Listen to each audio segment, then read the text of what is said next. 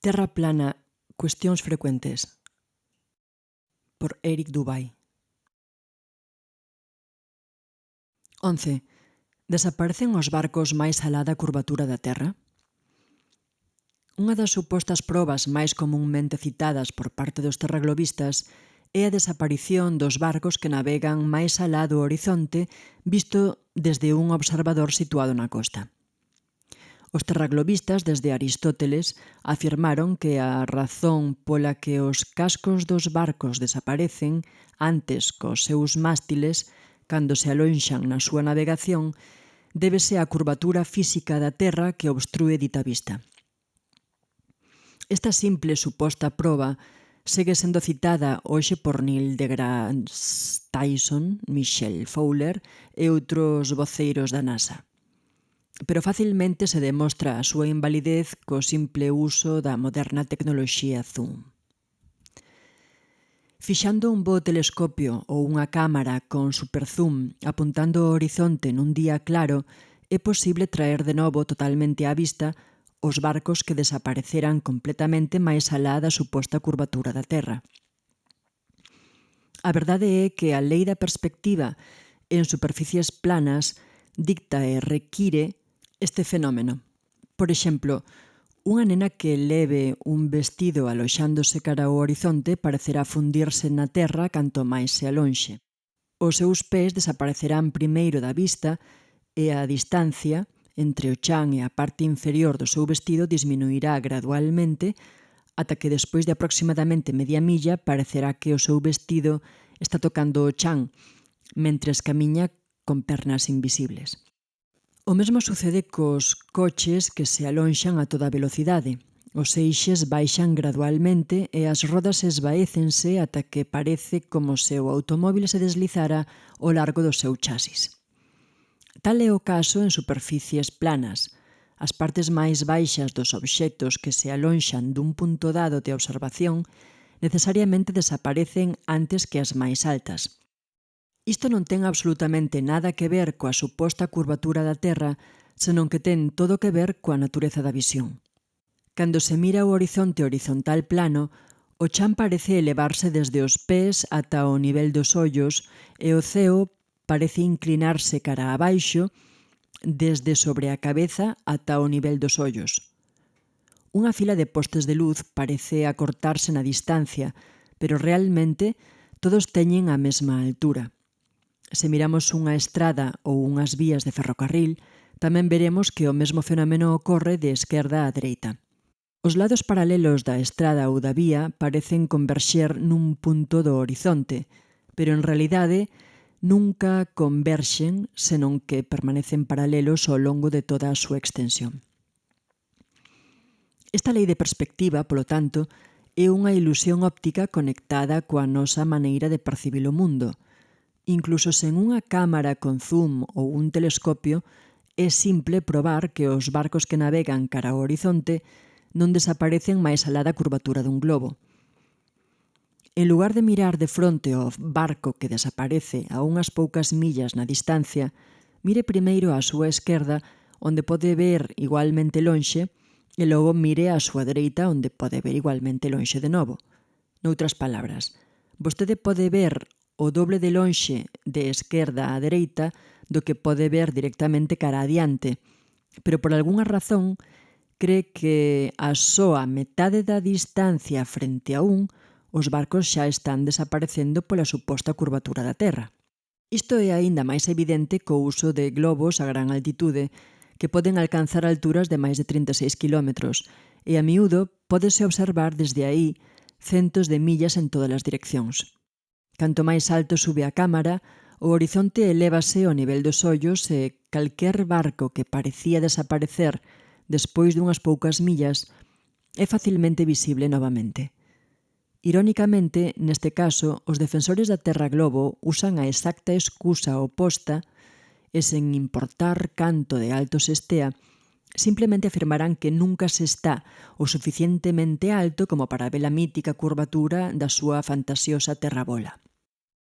Noutras palabras, afirman que a nivel do chan os barcos desaparecen máis alá da curvatura física do seu globo, a unhas poucas millas de distancia, pero que a grandes altitudes, onde os observadores poden ver a centos de millas en todas as direccións, iso, de algunha maneira, non é o suficientemente alto como para ver a curvatura. En realidade, cando se aplica a matemática da curvatura para un globo das proporcións dadas, deberíamos ser capaces de observala facilmente incluso a nivel do chan. 12. A curvatura da Terra é visible desde a ventana dun avión? Cando se enfrontan á cuestión da forma do mundo, moitas persoas apresúranse a afirmar que viven nun globo terráqueo porque creen que viron persoalmente a curvatura da Terra desde a ventanilla dun avión. Algunhas persoas incluso creen que cando visitan a praia ou suben á cima dunha montaña poden ver a curva do horizonte cara abaixo na distancia.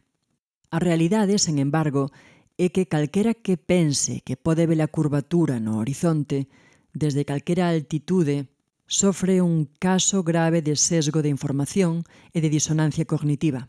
Para comenzar, o vidro utilizado en todas as ventás dos pasaxeiros en avións comerciais é redondo, en capas e lixeiramente curvo, o que distorsiona os bordes dando a impresión de que o horizonte e outras liñas rectas se curvan cara abaixo. Estas ventás redondeadas teñen o efecto de distribuir a presión e reducir a probabilidade de gretas ou roturas ou non ter esquinas onde se concentre a tensión, facendo que sexan mellores soportando a presión.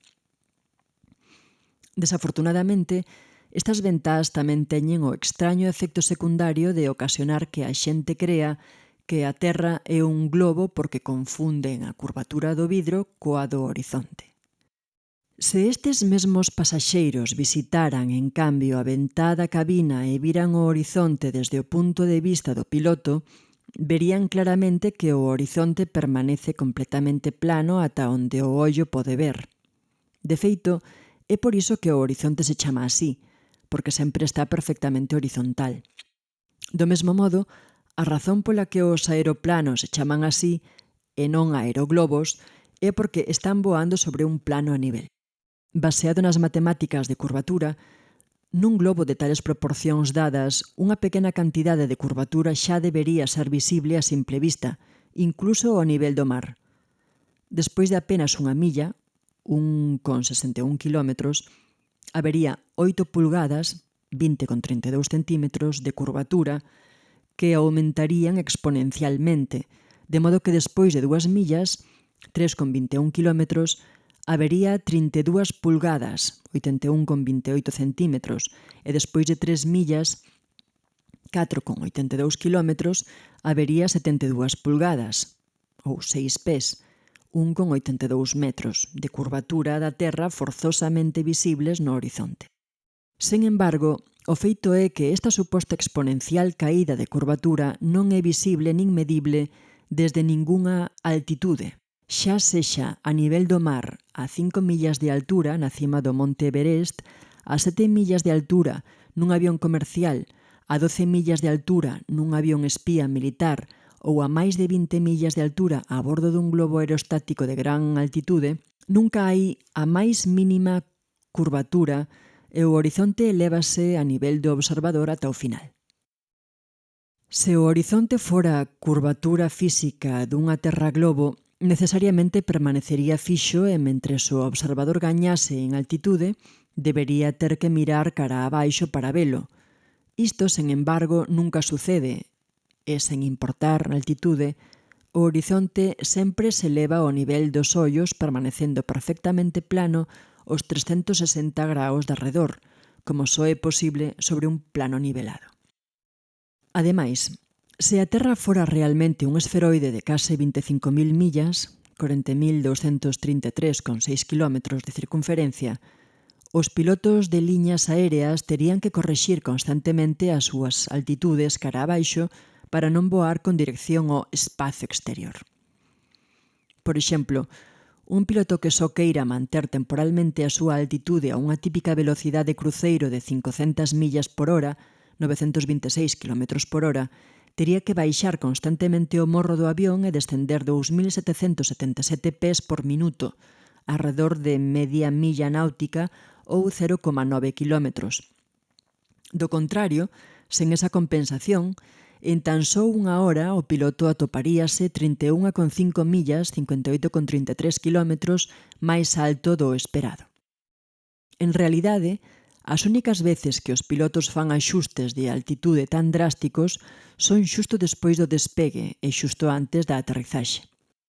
Unha vez alcanzada a altitude de cruceiro, os avións comerciais permanecen nivelados durante toda a duración do voo sen necesidade de axustes constantes. O único axuste verdadeiramente necesario neste asunto é o que deben facer os partidarios da Terra Globo a fin de que humildemente admitan que, como Mark Twain dixo, lamentablemente, é máis fácil enganar á xente que convencela de que foi enganada. 13. O experimento de Eratóstenes desacredita a Terra plana? Unha das supostas probas máis comúns que se citan para respaldar a teoría da Terra esférica é o experimento de Eratóstenes con paos e sombras.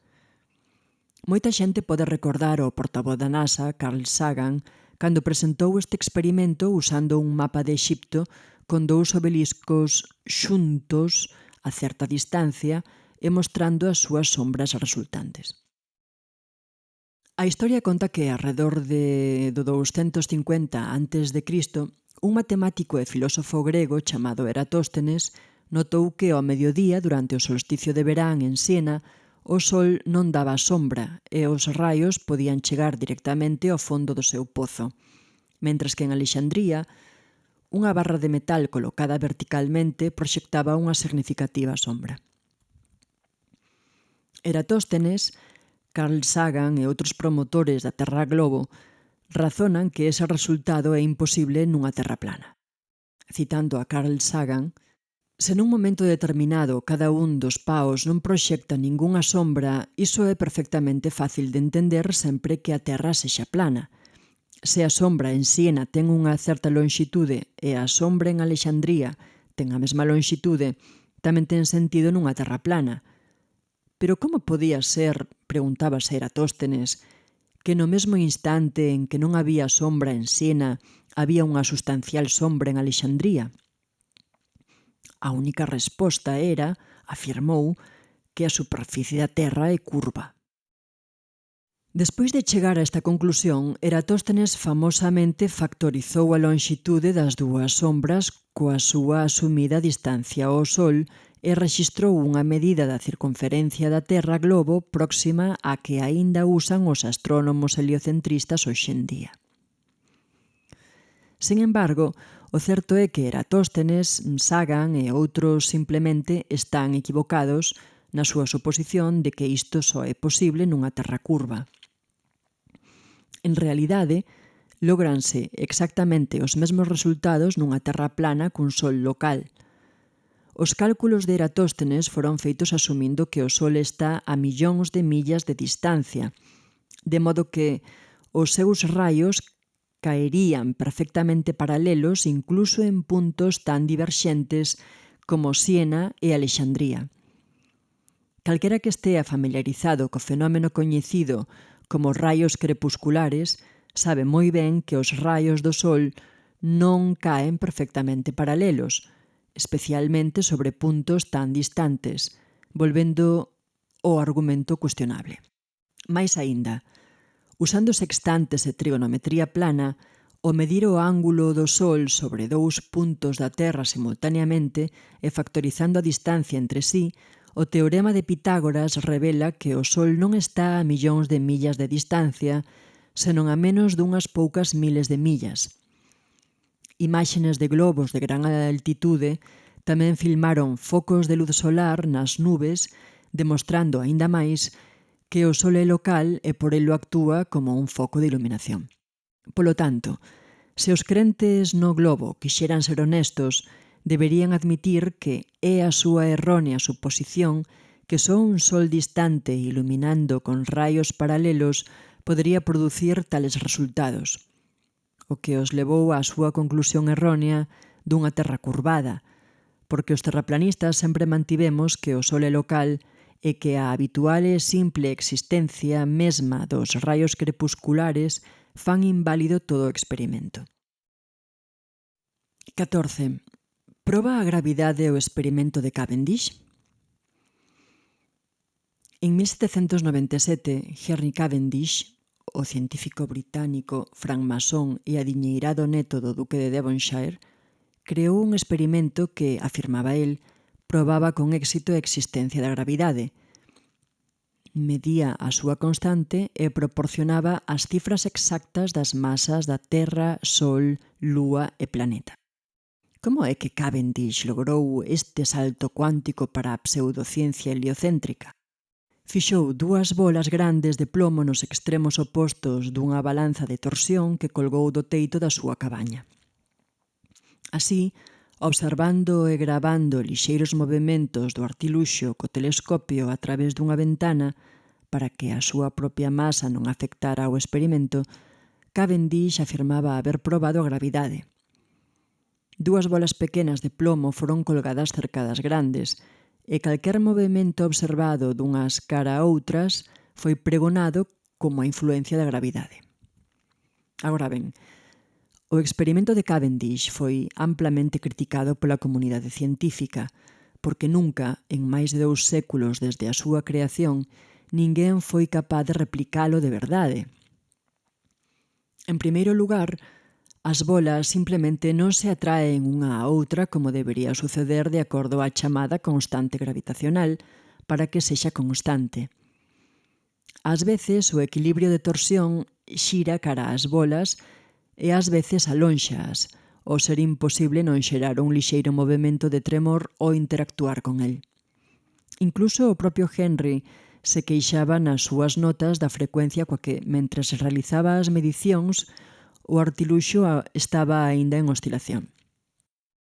En segundo lugar, a súa calculada forza de gravidade era 10 a 39 veces máis débil que a forza do electromagnetismo da que se compoñen todos os obxectos materiais. Non hai control para o experimento que poida factorizar e diferenciar a suposta forza gravitacional da coñecida e máis forte forza electromagnética. Noutras palabras, as bolas poderían simplemente atraerse entre sí a través da electricidade estática, unha forza coñecida que existe en todas as cousas, que é miles de millóns de veces máis forte que a gravidade e imposible de controlar para o experimento. A pesar de que nunca máis ninguén puido replicar os descubrimentos de Cavendish, o experimento pasou á historia como un gran éxito e aínda se ensina como se fora unha verdadeira proba da gravitación universal nos libros de texto de ciencia de hoxe. 15. Os péndulos de Foucault proban que a Terra xira? A mediados do século XIX, un francés chamado Léon Foucault fíxose famoso polos seus péndulos oscilantes afirmando que os seus movementos consecuentes eran unha proba positiva da rotación diaria da Terra. Desde entón, os chamados péndulos de Foucault estiveron balanceándose regularmente en museos e salóns de exposicións en todo o mundo, pretendendo otorgar eterna e perpetua proba da teoría da terrabola xiratoria heliocéntrica. A verdade é, sen embargo, que para descoñecemento da maioría do público enganado, o péndulo de Foucault foi un experimento fallido que non demostrou nada máis que o fácil que é para a pseudociencia enganar as masas maleables. Para comenzar, os péndulos de Foucault non oscilan uniformemente en ningunha dirección. Ás veces xiran no sentido das agullas do reloxo e ás veces en sentido contrario ás agullas do reloxo, mentres que outras veces non xiran ou xiran demasiado. Os científicos que repetiron variacións do experimento admitiron unha e outra vez que, cito, era difícil evitar darlle ao péndulo un lixeiro sesgo lateral ao inicialo. O comportamento do péndulo, en realidade, depende de 1. A forza inicial que comence a súa oscilación, 2. A bola e a xunta de encaixe usadas que facilitan máis facilmente o movemento circular sobre calquer outro movemento, De feito, a maioría dos péndulos de Foucault en funcionamento hoxe en día non están incluso baseados neste deseño, senón que son eléctricos e totalmente axustables. A suposta rotación da Terra é completamente inconsecuente e irrelevante para a oscilación do péndulo. Se a suposta rotación constante da Terra afectara de algunha maneira aos péndulos, non debería haber entón necesidade de iniciar manualmente os péndulos en movimento. Mais aínda, se a suposta rotación da Terra en realidade causara a rotación diurna uniforme de 360 grados dos péndulos, entón non debería existir un só péndulo estacionario en ningún lugar da Terra. Do libro Earth Not a Globe, segunda edición, do doutor Samuel Robotham, páxina 153, cito: Primeiro, cando a un péndulo construído de acordo ao plan do señor Foucault se deixa vibrar, o seu plano de vibración é a miúdo variable, non sempre. Cando si ocorre a variación, non é uniforme. Non é sempre a mesma no mesmo lugar, nin tampouco é sempre a mesma na súa velocidade ou na súa dirección. Polo tanto, non pode ser tomado como evidencia, xa que o que é inconstante non pode ser usado en favor ou en contra de calquera proposición dada. Polo tanto, non é evidencia válida e nada proba. En segundo lugar, se se observa cambiar o plano de oscilación, onde está a conexión entre tal cambio e o suposto movimento da Terra? Que principio de razonamento guía o experimentador á conclusión de que é a Terra a que se move debaixo do péndulo e non o péndulo o que se move sobre a Terra? Que dereito lóxico ou necesidade forza unha conclusión en preferencia da outra? En terceiro lugar, por que non foi a peculiar disposición do punto de suspensión do péndulo especialmente considerado con respecto á súa posible influencia sobre o plano de oscilación? Non se sabía, pasouselles por alto, ou acaso se ignorou no clímax da festa teórica que unha xunta de encaixe é a que facilita o movimento circular máis facilmente que calquera outra cousa?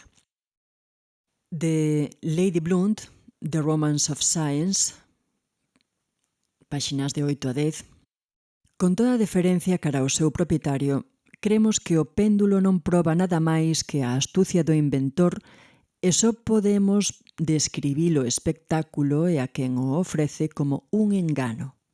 Unha cousa tan infantil como este péndulo proba que só pode ser descrito como un dos máis simples e ridículos intentos de embaucar ao público que xamais se concebiu. Díxose que o experimento do péndulo demostra a rotación da Terra, pero iso é ben imposible, porque un péndulo xira nun sentido e ás veces outro péndulo xira na dirección oposta. Entón preguntamos, acaso a Terra rota en direccións opostas en diferentes lugares ao mesmo tempo? Quixeramos saber.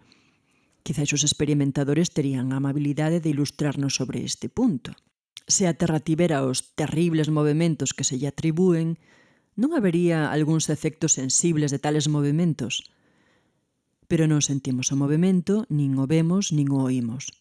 O feito de que a xente poida quedarse observando o péndulo oscilando e pensar que por iso están vendo unha proba do movimento da Terra case sobrepasa a nosa comprensión. Sen embargo, son educados para crelo e para crer que únicamente é científico o que ensinan os astrónomos.